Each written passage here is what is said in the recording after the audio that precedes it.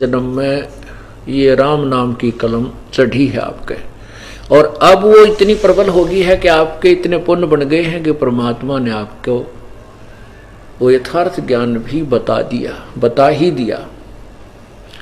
क्योंकि सकल पदार्थ है जगमाही और कर्महीन नर पावत नाही। अब यहाँ एक ऐसी व्यवस्था है इस सतलोक आश्रम बरवाला और करौथा में इस दास को दी है प्रभु ने, एक ऐसी विधि हमें मिल गई है कि जो हम कर्महीन हैं तो हम कर्म युक्त भी हो सकते हैं। चाहे कितना ही कर्महीन प्राणी है, वो कर्महीन क्यों है? क्योंकि उसने पुण्य करने की विधि, धर्म करने की विधि, नाम जाप की कोई विधि ठीक ना मिली, इसलिए वो कर्महीन हो गया। गुरु बिन काहू न पाया ज्ञाना, जो थोथा वो छड़े किसाना। गुरु बिन वेद पढ़े जो प्राणी, समझे न सार रहे अज्ञानी। ये सभी अज्ञानी ऋषि मैं ऋषि डले डोए गए, शास्त्र साधना करके सिद्धियां प्राप्त करके अपना भी जन्म खोए गए और साथ में अनुयायियों को भी अपनी सिद्धियों से रिझाते रहे, अपना भी जीवन व्यर्थ कर गए और ये भी भोली आत्मा कंगाल बना। अब जो कितना कर्महीन प्राणी है उसको आप परमात्मा की गुण सुनाना शुरू करोगे। रिश्तेदार है, भाई है, बहन है या कोई और मित्र है, सहेली है, तो उसको जब आप कथा सुनाओगे भगवान की, तो कुछ घंटा, आध घंटा, 20 मिनट, जितने भी ये पुण्य कथा सुनेगा, परमात्मा की जो महिमा सुनेगा, तो उसको उस ज्ञान यज्ञ का फल मिलना शुरू हो जाएगा। अब आपके पास कोई रिश्तेदार आता है, मित्र आता है, क्योंकि पुरानी मंडली तो चक्कर काटेगी जब आप नाम ले लोगे। आप सब बुराई छोड़ दोगे, गुटी लानी है, साथी भी आया करेंगे, और भी सिनेमा देखने जाया करते हुए भी, ताश खेलनी है भी, ओका पाड़ भी, चौकर तो चक्कर काटेंगे आपके, दारू गुटी पीनी है भी। तो अब उनसे पीछा छुटाने का एक ही तरीका है,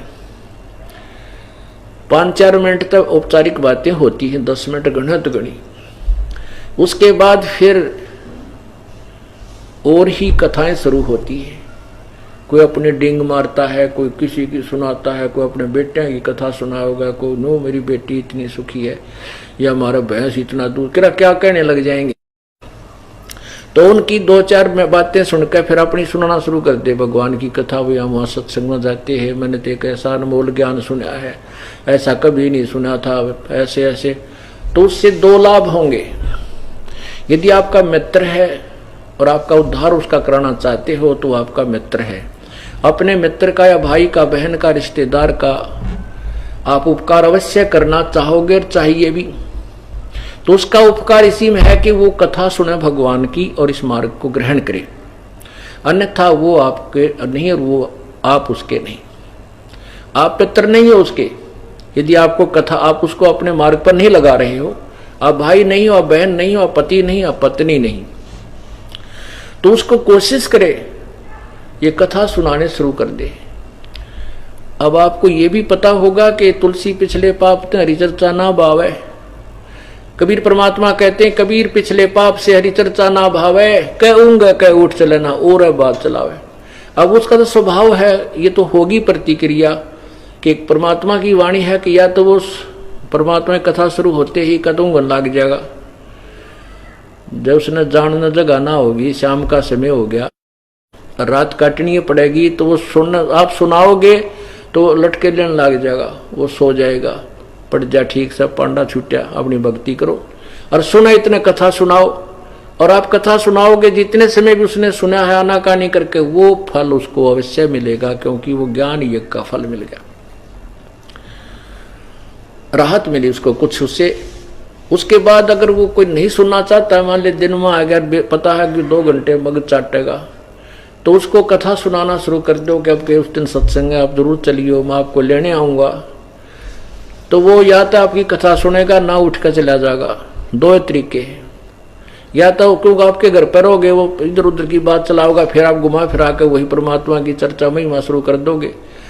तो वो या तो वो सुनेगा और नहीं उठ कर चला जागा तो चला जा, कोई बात नहीं, आपको भक्ति का समय मिल गया। अन्यों क्या ना नहीं जा सकता, जा तो मैं भक्ति करूंगा, अच्छा नहीं लगता, शिष्टाचार नहीं है। तो इससे ये ऑल आउट है, ये परमात्मा की चर्चा वो भक्तिहीन मच्छरों के लिए ऑल आउट है, जो आपको बाधक है। इसकी चर्चा सुनते वो खे दे ही जाएंगे, कति टैर बाजता दिखेगा उनका, तो वो जाने दे। और फिर उनके घर पहुंच जाए, कभी कभी रिश्तेदार है, मित्र है, वहां पहुंच के वहां सुनाने की चेष्टा करे। इस प्रकार उसके कर्म बनाए जा सकते हैं। फिर यहाँ आएगा, परमात्मा के लिए आएगा, चर्चा सुनेगा, कोई पुण्य दान बनेगा, और ना तो देखा देखी करेगा, तो उससे फिर ये उसकी भक्ति प्रारंभ हो जाएगी। तो इससे दोनों थर्मामीटर आपको दे दिए कि यदि पुण्यात्मा है तो रुचि रुचि सुनेगा, एक दो बार आनाकानी हो सकती है, फिर उसको आप प्रेरणा होगी, वो स्वयं आने लग जाएगा। ये समझो कि मानव शरीर से आया हुआ प्राणी है और ये ग्रहण करेगा। समय अवश्य लगेगा, क्योंकि हम भगवान की भक्ति छोड़ने के बाद पूरे पाप इकट्ठे करते, पुण्य तो हमारे पास रहता ही नहीं।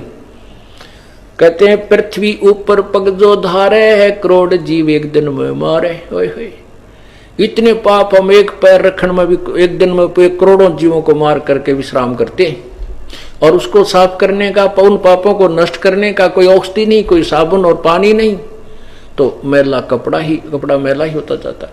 तो यहाँ परमात्मा के सत्संग में, अमृत से, भजन से पाप इतने ही होते हैं। लेकिन अब हम भजन, सिमरन, सेवा, दान करते हैं, वो जैसे कपड़ा प्रतिदिन प्रयोग करने से मैला हो जाता है, तो प्रतिदिन साबुन और जल से उसको वाश किया जाता है, तो वो निर्मल रहता है, धोया जाता है। और जो बिल्कुल साबुन पानी का प्रयोग ना करते, उनके कपड़े देखना कैसे हो जाते हैं। तो ऐसे ही हमारा अंतःकरण, हमारे जो सूक्ष्म रूप के अंदर जो हमारा शरीर है, वो हमारी आत्मा इतनी मलिन हो चुकी है, तो उसको साफ होने में समय लगेगा। 1, 2, 4, 10 बार परमात्मा की महिमा सुनेंगे तो अवश्य उज्जवल होगा और उसका बुखार उतर जाएगा, भूख लगेगी, और फिर वही आत्मा 100 काम छोड़ के आत्म कल्याण के लिए परमात्मा के दरबार में दौड़ के आएगा। और यही तरीका है प्रभु पाने का और आत्म कल्याण कराने का। सत सही।